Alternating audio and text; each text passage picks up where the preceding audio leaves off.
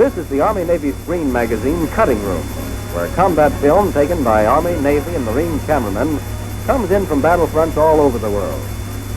The Marine Staff Sergeant with the Expert Medal is 22-year-old Norman Hatch from Boston, Massachusetts. Sergeant Hatch went in with the first wave on the landing at Tarawa, armed with a pistol and a hand camera. Brought back a film record of the fighting on that island that looks as though it had been taken to a front-line gun site. Let me see that thing. You know, that's the best brand of combat film.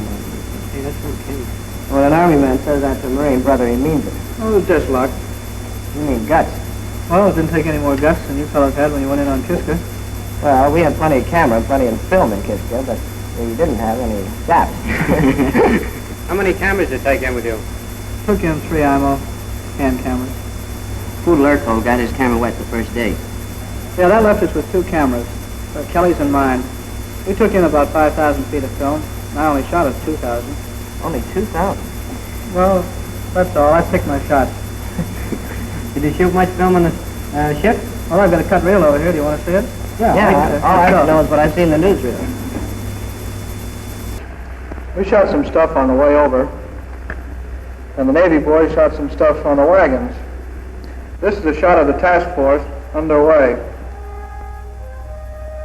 I was trying to save film, but it was my first big job, and there were a couple of pictures I had to take.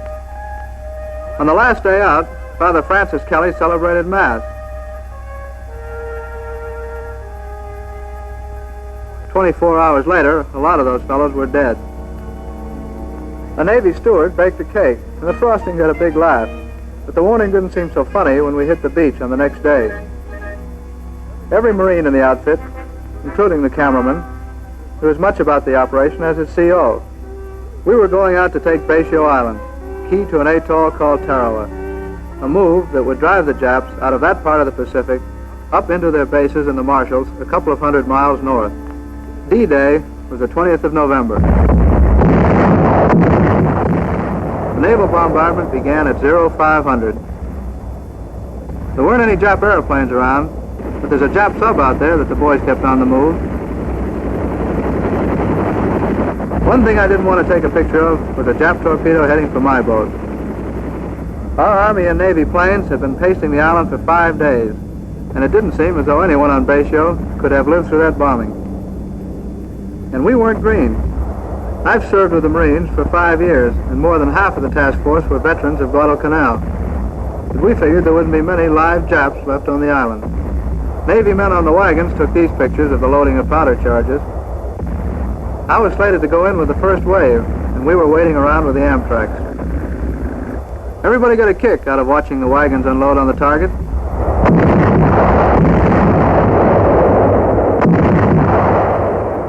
"2,800 tons of bombs and shells hit the beaches and cut through the pounds like a whipsaw. We packed shovels along with us, but we figured we wouldn't have to dig any foxholes, only Jap graves.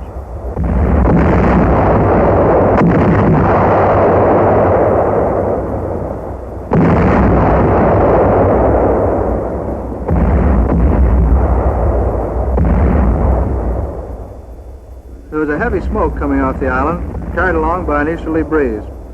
The Japs were still answering our fire when we headed in. The water was choppy. These pictures of the first wave of Amtracs were taken about 1,000 yards from shore. We were heading straight in for the bloodiest operation in the history of the Marine Corps, but we still thought it was going to be a picnic.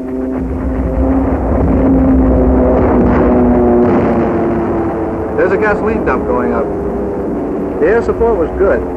We kept about 100 planes in the sky all the time, blasting and strafing the Japs along the beach. Then the Higgins boat snagged on a reef, and the Japs began to get our range and the range of the Amtracs. We had to get out and wade about 400 yards through terrific crossfire. The sniper was firing at me when I got those shots.